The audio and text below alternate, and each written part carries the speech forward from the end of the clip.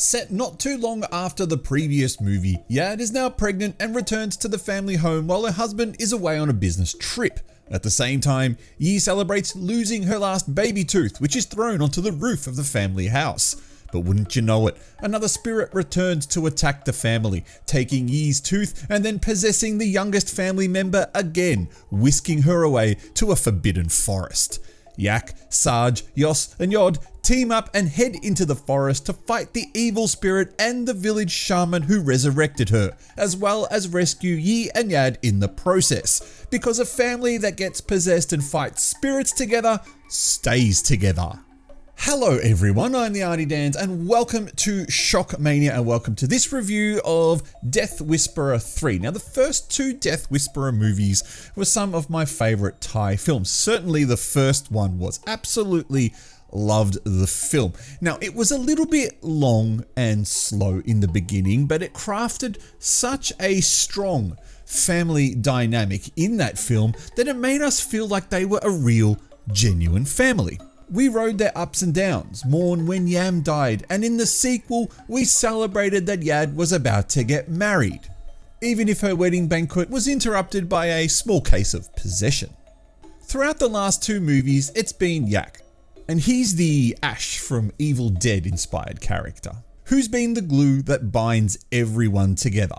His unwavering dedication to protecting his family is only matched by his love of hunting and defeating ghosts. But now we're 3 movies in, which, can I just point out, that's 3 movies in 3 years. That's an insane output. And my first reaction was, not again. Why is Yi being possessed again? And I thought, this reaction, that's not a good one to have.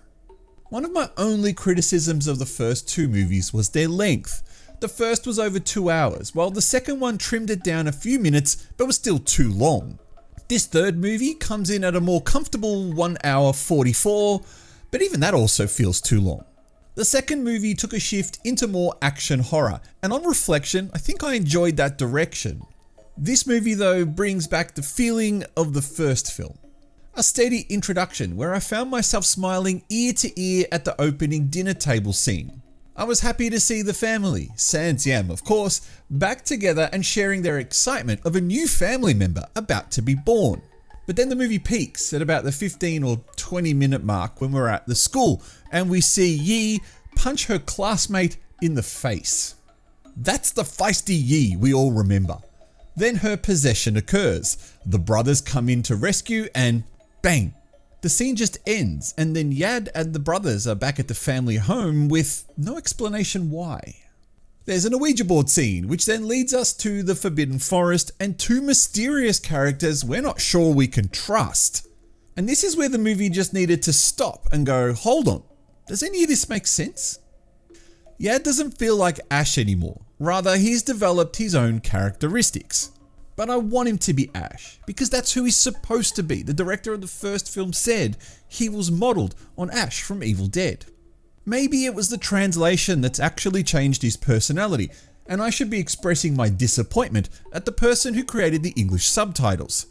Thankfully, that person has taken the criticism from the second movie and toned down on all the swear words that were in it. Then there are the effects. A year between movies doesn't give much time for the effects team to do all they need to do, nor does it give much scope in the script for effects-heavy scenes. And while the makeup is cool, specifically the shaman at the end, it's the CGI that's really weak. The giant snake scene? Yeah, we probably could have done without that. And as seems to be the norm for modern horror movies, it's the digital blood spray. Yuck, yuck. Yuck. And there are several scenes involving characters being impaled, such as a stick of wood to the head or a hand through the chest. And those scenes, they just look awful. Now this isn't a bad film, not at all. This is a good film. It just kind of doesn't feel like a Death Whisperer film continuation, which is really weird because in this movie, we actually have a spirit that whispers to the cast members. That whispering puts the cast members into a trance. You know, it's good, but it's not great. And by the way, 7 Up, That was a really nice product placement you did there. I don't think that was subtle in the slightest. In fact, I was scratching my head wondering, which brand of carbonated lemonade could this be advertising? Anyway, jokes aside, when I look at the film, I have to admit, not super disappointed. No, that's not true. I was slightly disappointed. I was super excited to watch it, but slightly disappointed in the end that it just wasn't as strong and powerful as the first film. Certainly nothing's going to match the first film, but even the second film had some great moments. This one, it's good.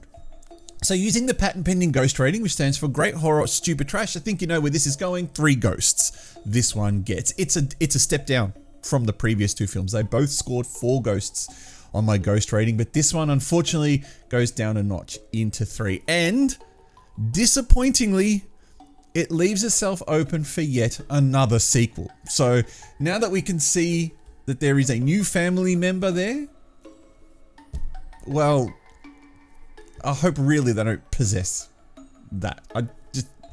It seems like it's going to be low-hanging fruit. We've also lost yet another character from the first 2 movies. A very favorite character, I might say, has been lost. So I'm really not sure why you would want to continue on the Death Whisperer series without this particular character. Anyway, I'm the Artie Dans and you are watching Shockmania. What did you think of Netflix's latest arrival in Death Whisperer 3? Did you like it more than 1 and 2, or did you agree with me that it is nowhere near as good as the first one and the second one? And do you want to see Yak coming back as a proper Ash replacement like he used to be?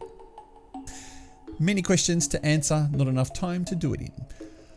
Special thanks to channel members. Your names are on the screen right now. Thank you so much for being channel members and joining Shockmania. Like, subscribe, join the Discord, all that other jazz, and I will catch you next time because there are lots of movies coming out this year.